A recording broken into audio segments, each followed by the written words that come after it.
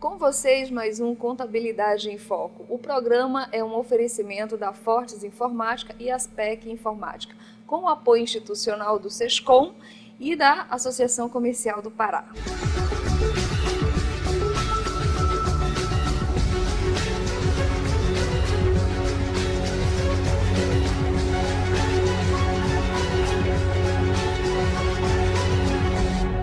O setor governamental vem passando por diversas mudanças nos últimos anos.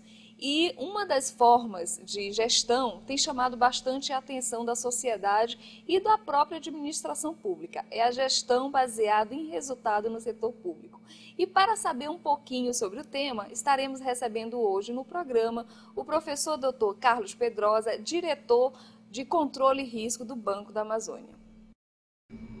Mas o que vem ocorrendo na prática é que a população ela não está esquecendo efetivamente as promessas que foram colocadas pelos candidatos.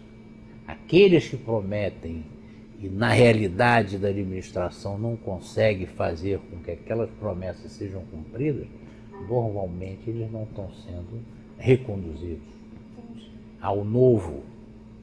E o resultado dessas gestões, né, dessas administrações, eles são mensurados por indicadores. Hoje as pessoas estão associando a gestão a um número de indicadores. Não adianta, por exemplo, dizer que nós vamos reduzir o analfabetismo, que é um dos grandes problemas que o país enfrenta. Pessoas querem saber, nós vamos reduzir o analfabetismo em quantos por cento? Quantos analfabetos nós temos hoje registrados pelas estatísticas nacionais? Eu tenho, por exemplo, 1 milhão de analfabetos. Esse 1 milhão de analfabetos nós pretendemos reduzir em 10%. Então, nós pretendemos alfabetizar 100 mil pessoas. A mortalidade infantil hoje é 25 por mil. Como é que eu vou resolver o problema da mortalidade infantil? É reduzir a mortalidade infantil para 20 por mil nascidos. Em cima desses dois processos que eu apenas coloquei, dessas duas áreas, você tem uma série de projetos, atividades, porque a área pública ela se divide em projetos e atividades. Organizada, né? O que são projetos? Projetos são aqueles que são limitados no tempo. E terminando, acaba o projeto. Isso. Exemplo, a construção de uma escola é um projeto. Uma atividade seria a manutenção daquela escola, porque aquela escola precisa de professores, material de consumo, limpeza, segurança, né? Pagamento de água, pagamento de luz, pagamento de telefone. Então todo esse arcabouço fica envolvido de projetos e atividades, eles são associados às metas, ou seja, aos resultados que a administração pretende atingir. Quais são as principais dificuldades para as entidades públicas adotarem esse modelo de gestão por resultado? Na realidade, alguns gestores, eles costumam passar ao largo dessa administração por resultado, tentando partir para algo genérico, porque isso é um compromisso que se assume com a população. E administrar a área pública não é muito fácil, é uma área bastante complexa e que a gente tem uma ideia que cada uma das pessoas consegue perceber, mas não com muita nitidez e clareza, que o gestor público ele tem muito maiores dificuldades que o gestor privado. Vou dar um exemplo aqui para que vocês possam, todas as pessoas, entender com bastante clareza como se comportaria um gestor público e um gestor privado diante de uma situação emergencial. Vamos supor que a prefeitura tem uma empresa de transportes coletivos, como tem São Paulo, como alguns estados têm a sua empresa de transportes coletivos, né? E o gestor, o prefeito, ele chega e verifica numa rua que tem um ônibus da prefeitura que conduzia pessoas e que bateu, está lá com o pneu furado. E que o motorista encontra sem as mínimas condições para dirigir aquele ônibus. Ele chega lá e começa a tomar as primeiras medidas, porque o povo vai cobrar. Prefeito, o ônibus está parado, eu tenho que chegar no meu trabalho. Bom, ele verifica, precisa comprar um novo pneu. Ele liga diretamente para o setor de compras, diz: olha, compre um pneu e traga aqui imediatamente para trocar esse pneu, porque o pessoal precisa sair. Aí chega uma outra pessoa e diz: não é só o pneu, o motorista não se encontra nas mínimas condições psicológicas para dirigir, ele está em condições anormais. Aí o camarada diz: bom, então se ele não tem a mínima condição, eu vou tomar uma outra providência. Liga de novo para o departamento pessoal: olha, demita fulano de tal, que ele não tem condições, e ao mesmo tempo mande uma outra pessoa para pegar o ônibus para levar as pessoas nos seus locais de trabalho, nos seus endereços, né? Nos seus destinos. Qual é a resposta que vem lá da área pública? Prefeito, lamentavelmente eu não vou poder mandar o pneu para o senhor porque não tem estoque. Vamos ter que licitar. Nós vamos que abrir um processo licitatório, mandar uma carta convite para 3 pessoas que vão responder, e aquele que tiver a menor oferta. Mas não dá para vir, não. Isso aqui demora, eu tenho que publicar, inclusive, isso, mandar a correspondência. Isso vai demorar uns 2 ou 3 dias. Isso aí. Não, mas vem cá. E o funcionário, posso demitir? Não.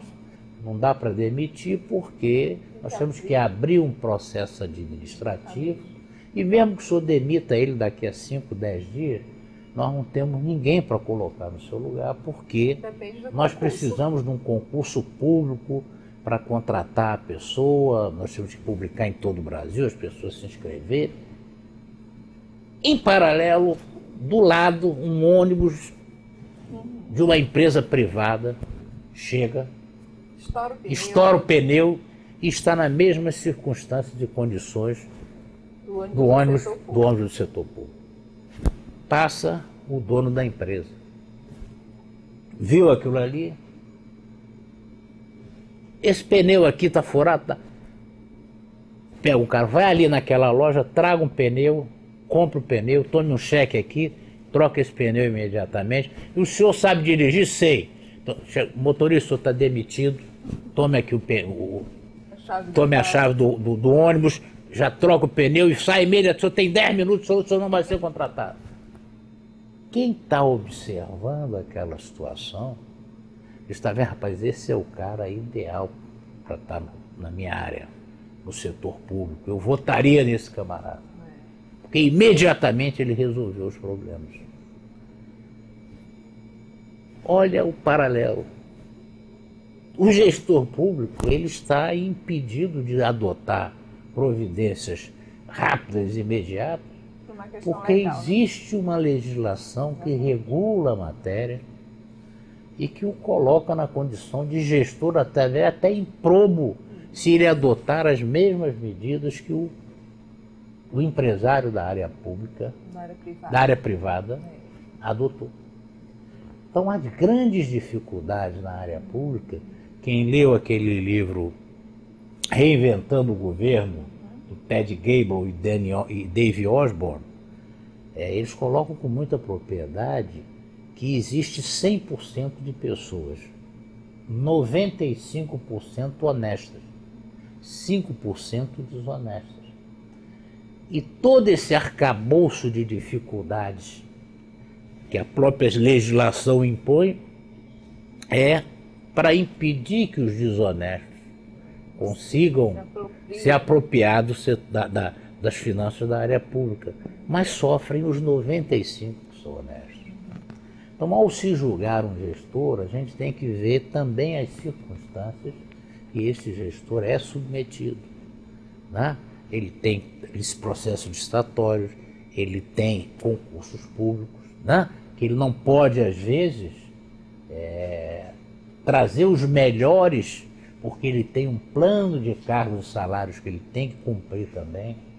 Então, são as dificuldades naturais do setor público que as pessoas têm que começar a entender que gerir a coisa pública é gerir a coisa de todos nós. Aí nós estamos vendo hoje, professora Leila, as pessoas solicitando a transparência, né?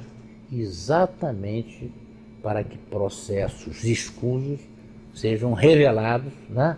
E os gestores públicos possam se conduzir de uma forma que a população entenda que ele está fazendo o melhor possível. Então, gerir a área pública é algo complexo, é algo quase, a gente coloca hoje, os gestores vivem com o seu nome em risco muitas vezes. Os gestores são penalizados por situações que são feitas, engedradas nos escalões inferiores, que lamentavelmente chega para ele como gestor para homologar todos esses processos, né? Então hoje é preciso muito cuidado, o gestor público tem que cercar de muito cuidado, porque não colocaram, né, nos escalões inferiores de suas administrações pessoas competentes, responsáveis, né, e com conhecimento da área. Exatamente.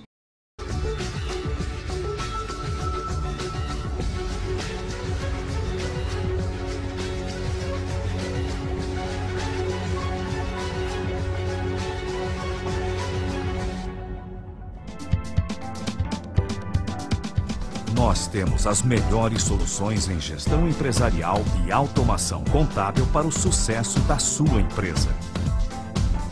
Este é o nosso compromisso. Fortes Informática, criando soluções. Ligue 0800 724 1110 ou acesse www.fortesinformatica.com.br.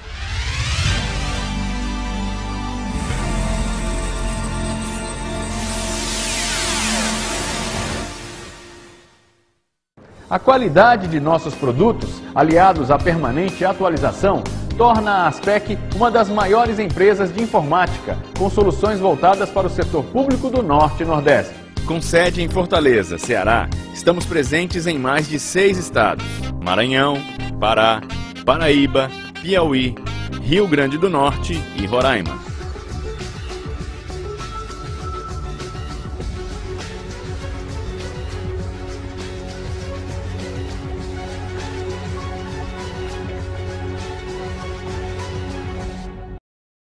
Mas, em sua opinião, então, o senhor acredita que essa gestão por resultado é possível de acontecer na administração pública brasileira, por termos até esse arcabouço legal que, de certa forma, engessa um pouco, né, as iniciativas dos gestores? Não, eu creio que o caminho é exatamente esse, para que a gente possa cotejar o bom administrador, o bom gestor, do mau gestor.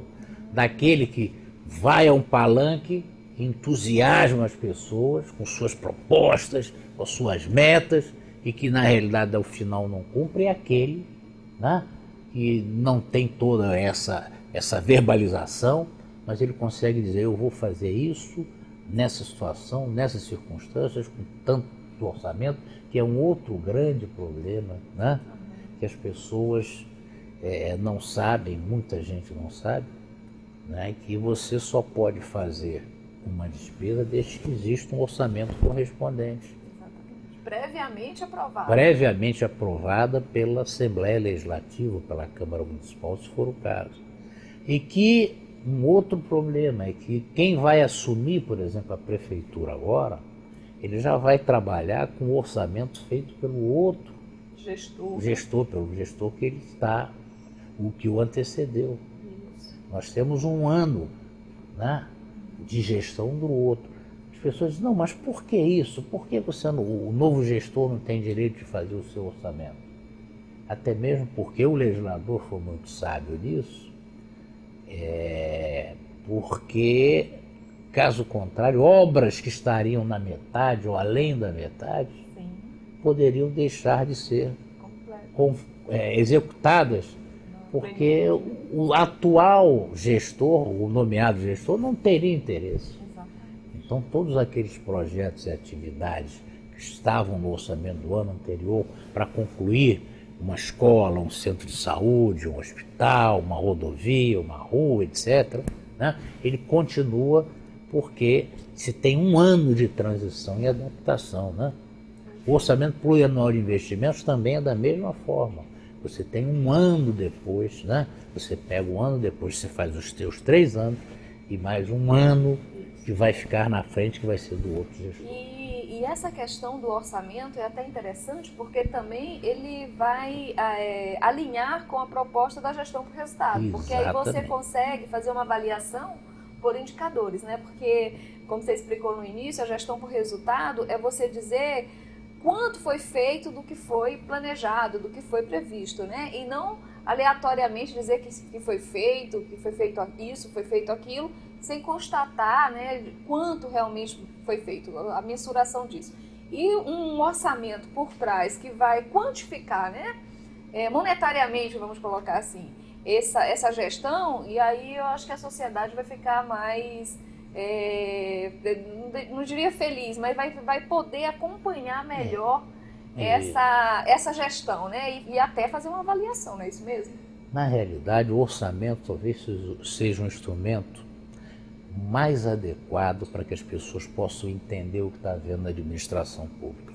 A senhora é profissional da área de contabilidade pública, né? Muito conhecida por sinal. Mas, professora Leila, se o leigo for ver a contabilidade pública, ele não consegue entender, né, exatamente aquilo que está ocorrendo com a administração. Verdade, tem muita dificuldade. Até mesmo porque as grandes obras, elas não aparecem fisicamente ou intuitivamente nos orçamentos, né? Verdade. Existia até um aluno que foi me orientando, eu até o estimulei muito a fazer isso. Ele queria fazer uma monografia onde houvesse um pouco de mudança nesse perfil da contabilidade, onde como seriam avaliados os gestores? Eles receberiam o orçamento do anterior, né?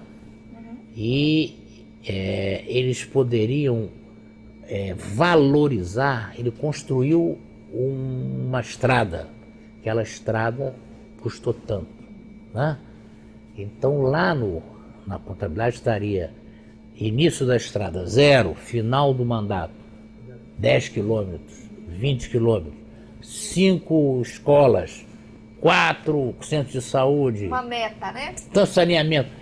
O orçamento exprimiria, não só o orçamento, mas a contabilidade exprimiria isso, para que as pessoas pudessem já entender qual foi o ativo que ele recebeu e o ativo que ele deixou, e poder haver uma comparação entre as pessoas. Na verdade, traduzir a informação contábil Isso. de forma que o usuário consiga compreender o que ela está querendo, né, evidenciar. Realmente é uma tarefa difícil, porque é uma questão, né, de décadas, né, a Lei 4.320/64.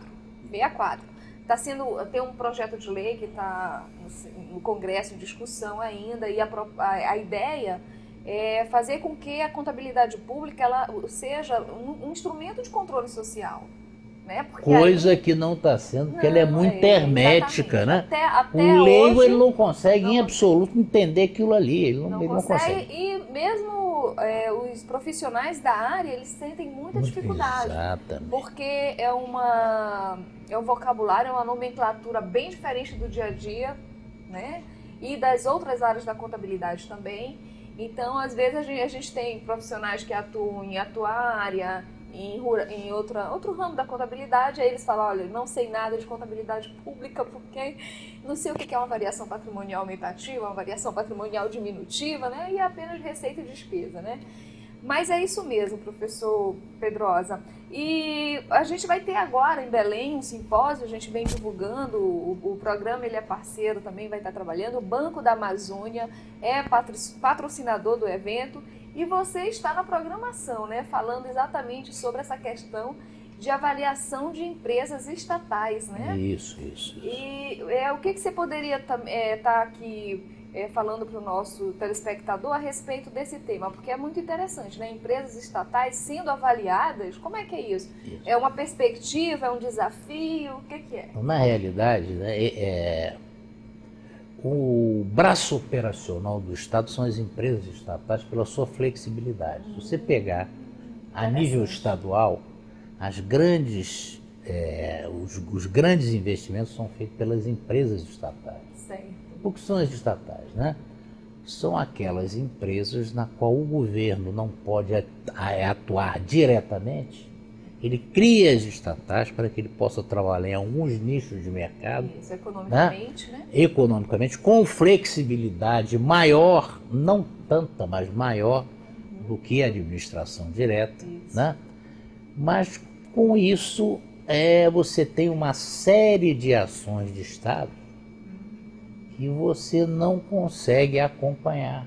Certo. Você tem, por exemplo, vamos supor aqui um estado, vamos ver aqui o estado do Pará. Ele tem uma empresa, provavelmente, que acompanha o meio ambiente. Sim, uma secretaria. Tem uma secretaria, mas ele tem uma empresa do meio ambiente. Ele tem uma empresa que trabalha com assistência técnica. Ele tem uma empresa que trabalha possivelmente com pesquisa agropecuária, que é o modelo descentralizado da Embrapa. Com turismo, Você né? tem turismo, você tem uma que cuida da cultura. Como é que você consegue... antigamente você tinha uma de eletricidade, que agora deixou de ser estatal, a de águas, que hoje acho que me parece ser ainda estatal. Sim, ainda é. Né? Como é que você consegue avaliar todas essas empresas com objetivos sociais distintos, com metas distintas, com atuações distintas, com orçamentos distintos, com pessoas de diferente formação? Como é que você consegue avaliá-la? Né? Exatamente, o meu trabalho está aí. Né? Eu trabalhei com um processo, né, que era o mais complexo deles. Eu fui por esse caminho, meu orientador foi o professor Sérgio Diodícigo, né? Eu tinha que encontrar um denominador comum entre todas as empresas. O denominador comum, ele tem que existir porque eu não posso comparar laranja com banana. Isso. Certo? Eu não posso abacaxi com uva, são coisas diferentes. Como é que eu consigo harmonizar, a palavra certa, todos esses conceitos? Né? Existe uma palavra-chave que chama-se produtividade. Interessante. Mas o que é produtividade? Se a gente for analisar produtividade, você tem mais de 50 definições de produtividade. É o índice do quanto dos fatores sobre o índice do quanto do produto, o tempo consumido por unidade produzida. Né? Se ano passado eu fiz 500 unidades, né, com R$1.000 e hoje eu fiz 500 unidades com 999, eu tive uma produtividade.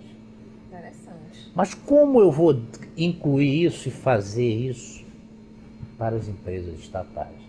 Essa resposta eu vou Só vou apresentar pro evento lá, para né? o evento. Muito bem. Tá certo? E aí aproveitamos para convidar todo mundo para participar, principalmente os gestores públicos, os contadores e demais interessados no tema, né? Vamos estar com um elenco bastante prestigiado, né, de palestrantes, renomados palestrantes, professor Lino Martins, o professor Nelson Machado, Paulo Henrique Feijó, Vitor Holanda.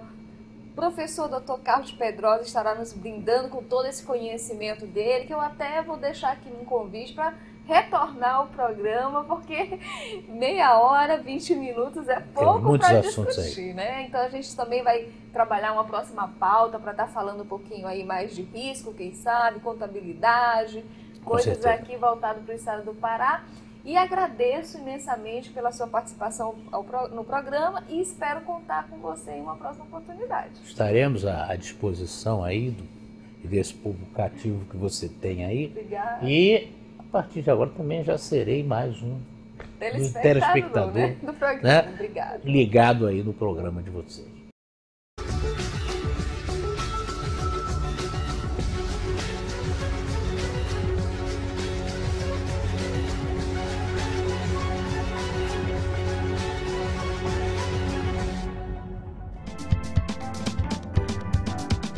Nós temos as melhores soluções em gestão empresarial e automação contábil para o sucesso da sua empresa. Este é o nosso compromisso. Fortes Informática, criando soluções. Ligue 0800 724 1110 ou acesse www.fortesinformatica.com.br.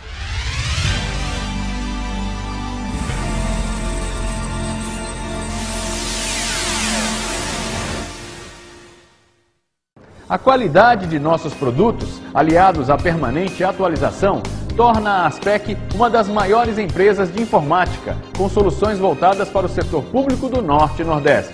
Com sede em Fortaleza, Ceará, estamos presentes em mais de 6 estados: Maranhão, Pará, Paraíba, Piauí, Rio Grande do Norte e Roraima.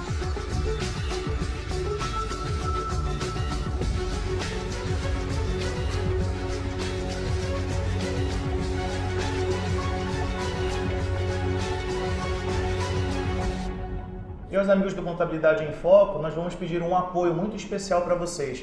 Nós vamos agora lançar uma ação solidária e essa ação solidária é em prol de instituições que necessitam de determinada ajuda e especificamente nós vamos começar com o Hospital Filoiola. Há uma carência, há uma demanda muito grande, que é, no caso, para item de higiene pessoal. E a gente está lançando essa campanha agora, né, Leila? É isso mesmo, nós vamos estar arrecadando kits de higiene pessoal a partir da próxima semana até meados de dezembro, cuja meta é estarmos levando toda essa doação por ocasião do Natal, né, para os pacientes do Hospital Filoiola.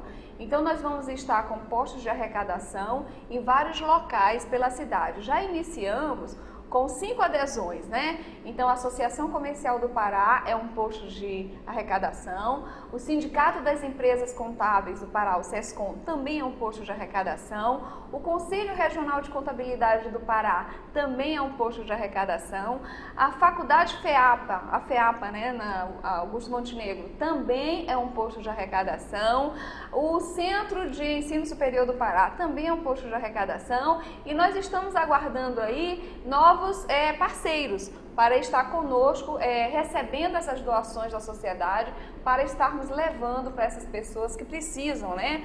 E são coisas assim do dia a dia, algodão, óleo mineral, fraldas descartáveis, né? Então são itens de higiene pessoal que podem estar sendo doados, né, junto a essas instituições e no mês de dezembro, né, por ocasião do Natal, estaremos fazendo a entrega no Hospital Filoiola. Para quem não sabe, o Hospital Filoiola é um hospital que atende as pessoas que precisam de tratamento para o câncer, né? Então, temos crianças, temos jovens, temos adultos que precisam né, desse atendimento diferenciado que o Hospital Filiola faz, mas que há essa carência desse material de higiene e justamente nós vamos nos focar, né, nos empenhar para que essa campanha seja um sucesso, mas a gente conta com a participação de vocês.